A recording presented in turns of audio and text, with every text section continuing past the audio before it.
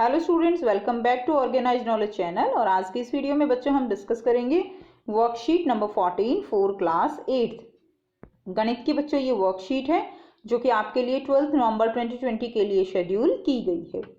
आज की वर्कशीट से बच्चों हम नया टॉपिक स्टार्ट करेंगे, वर्ग और वर्गमूल। तो आइए बच्चे स्टार्ट कर लेते हैं।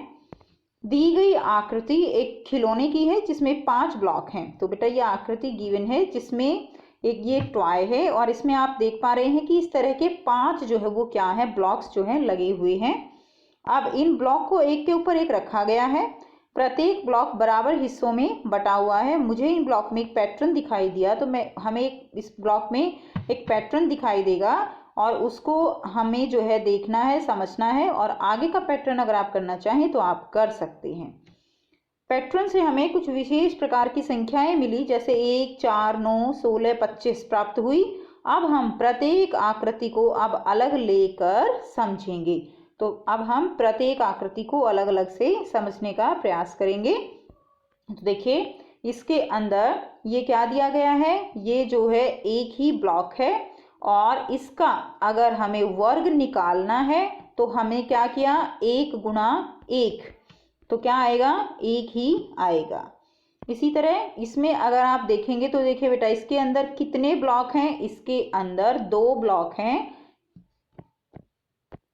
यानी इसके अंदर बेटा इस ब्लॉक में 2 खाने इस तरफ बने हुए हैं और देखिए ऐसे 2 खाने ये इस तरफ हैं और 2 ही खाने जो है वो इस तरफ हैं। यानी बराबर खाने जो है वो इसमें बने हुए हैं। तो अगर हम 2 खाने जो इस तरफ हैं उसको और 2 ही खाने इस तरफ हैं 2 से गुणा कर दे तो हमारे पास टोटल जो खाने हैं वो पता चल जाएंगे। इसी तरह देखिए नेक्स्ट जो ब्लॉक दिया गया है उसमें 3 खाने ऐसे बने हुए हैं और 3 ही खाने ऐसे बने हुए हैं। तो हमने 3 को 3 से गुणा कर दिया तो हमें पता चल गया कि इसके अंदर टोटल 9 खाने हैं। इसी तरह देखिए 4 यहाँ पर इस वाले में 4 खाने बने हुए हैं बराबर और 4 ही इस तरफ हैं। तो 4 को 4 से गुणा किया तो टोटल खाने इसमें हो गए 16। इसी तरह बेटा 5 इसमें इस तरफ हैं, 5 ऐसे हैं तो 5 को 5 से गुणा किया तो हमें टोटल कितने खाने मिले, हमें टोटल मिले 25 खाने। ठीक है। इसी तरह अगर हमारे पास यहाँ 6 होंगे और इस तरफ भी 6 होंगे बराबर खाने, तो 6 गुना 6 टोटल खाने कितने हो जाएंगे, हमारे पास टोटल खाने 36 खाने हो जाएंगे। अब बच्चों हमने यहाँ पर क्या सीखा, हमने सीखा कि 1 का जो वर्ग होगा वो 1 ही होगा और 2 का जो वर्ग होगा वो कितना होगा, 4। इसका क्या मतलब है कि अगर हम किसी भी संख्या को उसी संख्या से गुणा कर दें तो वो उसका क्या कहलाती है, वर्ग कहलाती है। यानी हमारे पास मान लीजिए 2 है तो हमने 2 को 2 से ही गुणा करना है आपको। ऐसा नहीं है कि आप 2 को 3 से गुणा कर देंगे तो आप इसको वर्ग नहीं कहेंगे। आप जब 2 को 2 से ही गुणा करोगे तभी क्या निकलेगा, तभी इसका वर्ग निकलेगा। तो हम क्या कह सकते हैं, 2 का वर्ग जो है वो कितना होगा, 4 होगा। 3 का वर्ग बच्चों कितना होगा, 9। 4 का वर्ग, वर्ग का मतलब होता है संख्या को खुद से ही गुणा करना, उसी संख्या से गुणा करना जो हमने ली है, तो वो क्या कहलाता है, वो उसका वर्ग कहलाता है। अब यहाँ पर अगर हमें किसी वर्ग का क्षेत्रफल निकालना हो तो हम कैसे निकालेंगे। तो देखिए बेटे यहाँ पर जो ये वर्ग है, इस वर्ग का क्या मतलब है, इस वर्ग का मतलब है कि ये एक ऐसा जो है, आप कह सकते हो कि ऐसी एक संरचना है जिसके अंदर जो चारों भुजाएं हैं, ठीक है, ये जो चारों भुजाएं हैं ये क्या हैं, ये बराबर हैं। और ये जो कोण है यहाँ पर, ये कोण समकोण होंगे यानी 90 डिग्री के कोण होंगे। चारों भुजाएं बराबर होती हैं तो ये क्या कहलाता है, ये वर्ग कहलाता है। अब हमारे पास ये 1 सेंटीमीटर भुजा वाला, तो देखो जो ये भुजाएं हैं इनको हम ए से दिखा सकते हैं।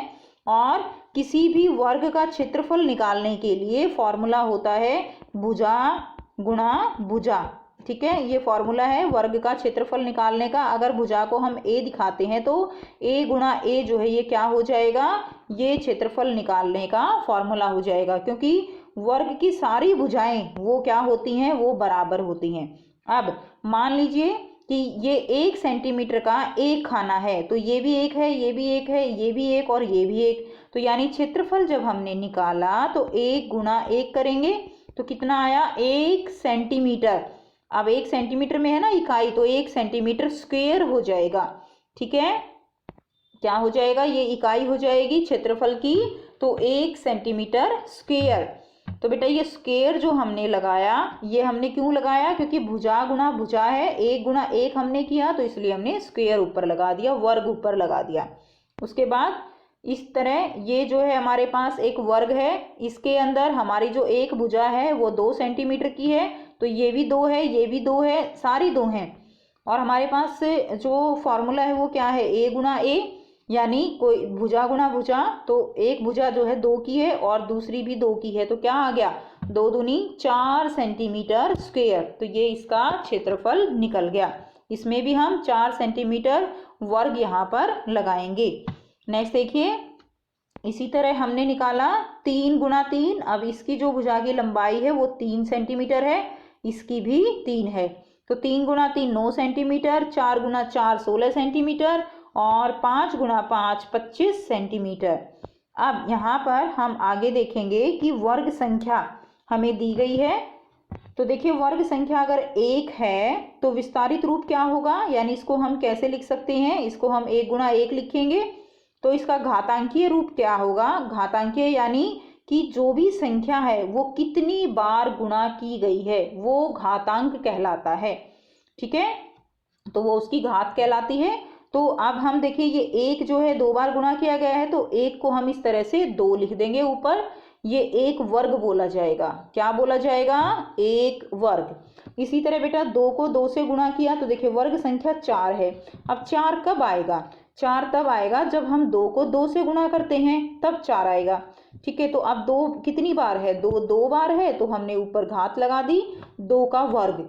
तो 2 का वर्ग क्या होगा, 4 होगा। ठीक है, यानी अगर मैं ये कहती हूँ कि 2 का वर्ग बताइए क्या होगा, तो आप क्या कहेंगे, 2 का वर्ग यानी 2 गुणा 2 बराबर है 4।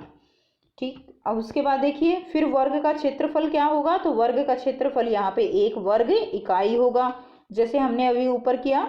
इसी तरह 2 का वर्ग है, तो बेटा इसका क्षेत्रफल 2 गुणा 2 कितना हो जाएगा, 4 वर्ग इकाई। 3, अब ये बेटा देखिए वर्ग संख्या 9 है, तो 9 इसका वर्ग जो है अगर आप निकालेंगे तो यहाँ पर कैसे निकालेंगे, 3 गुणा 3। ठीक है, तो 3 गुणा 3 जो है यानी 3 का वर्ग जो है वो कितना हो गया, 3 का वर्ग वो 9 हो गया। इसी तरह देखिए 4 का वर्ग जो है क्या होगा, 4 का वर्ग हो गया 16। 4 का वर्ग यानी हम कैसे दिखा सकते हैं, ऐसे। तो 4 का वर्ग यानी 4 जो है कितनी बार है, 2 बार, तो 4 का वर्ग कितना हो गया 16। 5 का वर्ग हो गया 25 और क्षेत्रफल लिख देंगे हम 25 वर्ग इकाई।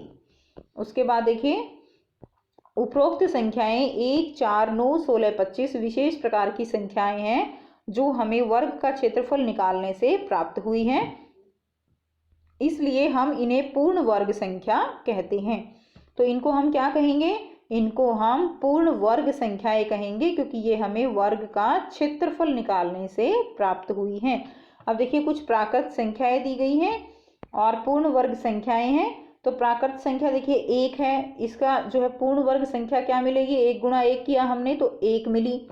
इसी तरह 2 है, तो 2 गुणा 2 4, इससे पूर्ण वर्ग संख्या मिलेगी। 3 गुणा 3 क्या हो जाएगा 9, 4 गुणा 4 हो जाएगा 16, 5 गुणा 5 25। इसी तरह 6 गुणा 6 कितना हो गया 36, 7 गुणा 7 हो जाएगा 49 49, 8 गुणा 8 हो जाएगा 64। ठीक है, तो बेटा आप ये कॉपी में लिखेंगे 8 गुणा 8 हो गया 64, 9 गुणा 9 कितना हो गया 81 और 10 गुणा 10 कितना हो गया 100। तो जो ये संख्याएं आई कौन सी 1 4 9 16 25, 6 गुणा 6 36, 7 गुणा 7 49, 8 गुणा 8 64, 9 गुणा 9 81 और 10 गुणा 10 100। तो बेटा ये सारी क्या हैं, ये सारी पूर्ण वर्ग संख्याएं हैं। ठीक है, ध्यान दीजिए ये सारी की सारी पूर्ण वर्ग संख्याएं हैं। अब यहाँ पर हम समझेंगे 1 से 100 के बीच में पूर्ण वर्ग संख्याएं। तो बेटा ये सारी क्या थी, 1 से 100 के बीच की पूर्ण वर्ग संख्याएं थी। अब यहाँ पर प्रयास कीजिए नीचे दी गई संख्याओं के बीच पूर्ण वर्ग संख्या आपको यहाँ पर निकालनी है। तो 40 और 50 के बीच में कोई एक पूर्ण वर्ग संख्या बताइए। तो आपको पूर्ण वर्ग संख्या निकालनी है, यानी किसी भी संख्या को खुद से ही गुणा करके देखना है उससे। तो देखिए मान लीजिए हम 5 लेते हैं, 5 और 5 कितना आया 25, तो 40 और 50 के बीच में तो नहीं आती। 6 अगर हम लें वो भी नहीं आएगी। 7 अगर हम लें तो देखिए बेटा 7 अगर हम लें तो कितना आया 49। तो 7 अगर हम लेते हैं तो 49 वो 40 और 50 के बीच में आती है। तो हम यहाँ पर करेंगे 7 का वर्ग बराबर है 49। तो ये संख्या हमारी 40 और 50 के बीच की पूर्ण वर्ग संख्या है। नेक्स्ट है 60 और 70 के बीच।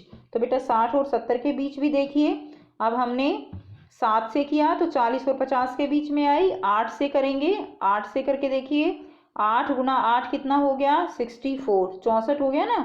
तो 64 जो है वो 60 और 70 के बीच में आती है। तो 8 का जो वर्ग है उससे हमें एक पूर्ण वर्ग संख्या मिलेगी जो क्या है 64 है। ठीक है, तो ये आप आंसर में लिख देंगे। अब देखिए नेक्स्ट,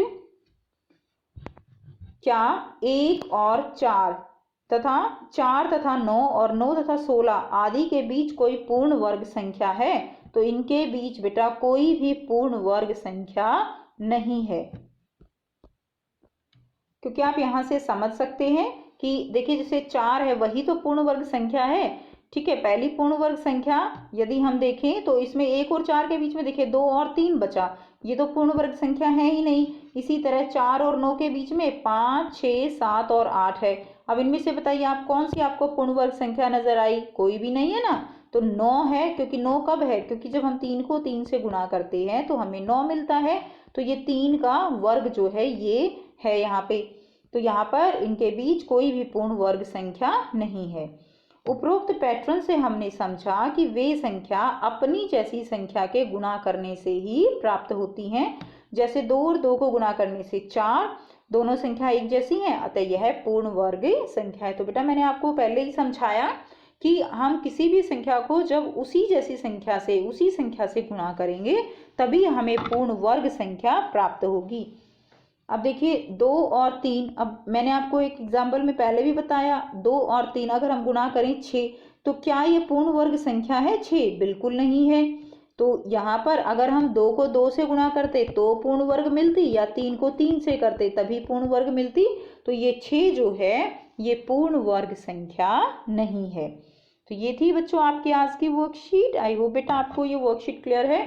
कोई भी प्रॉब्लम है आप कमेंट करके पूछ सकते हो। वीडियो अच्छी लगी तो लाइक शेयर जरूर कीजिए, और आई होप आपको वर्ग का कंसेप्ट यहाँ पर समझ आ गया है। फिर भी कोई प्रॉब्लम है तो आप कमेंट करके पूछ सकते हो। And thanks for watching, have a nice day.